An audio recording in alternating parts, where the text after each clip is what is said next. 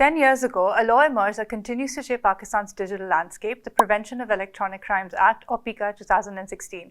It all started in 2015 when a draft of this controversial bill was leaked to the public. The National Assembly's IT committee approved a version of the bill eerily similar to the leaked draft.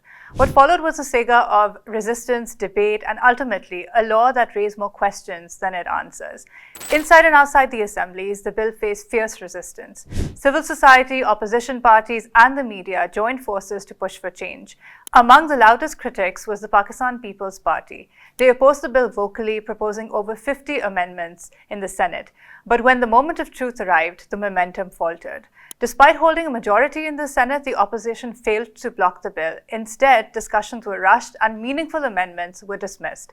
Cosmetic changes like full stops and commas here and there were made, while substantial suggestions by civil society were ignored. And just like that, PECA became law.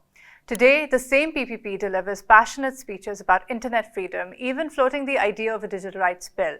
But what good is a new bill if the Constitution itself is sidelined?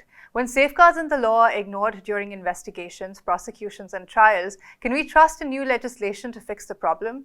The situation is worsening with the Prevention of Electronic Crimes Amendment Bill 2025.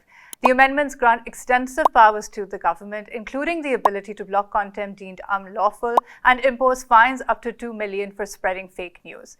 They also redefine social media platforms and establish a new regulatory authority requiring platforms to register or face possible bans. Critics have argued that instead of protecting citizens, these amendments solidify the status quo, holding the internet and freedom of expression hostage.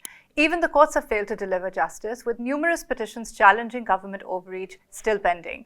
And to top it off, parliamentary oversight is virtually non-existent. Instead, we hear about slow internet speeds and firewalls, while the bigger issues go unaddressed. So what does the future hold? Will another law slip through the cracks, tightening the noose around speech and information in Pakistan?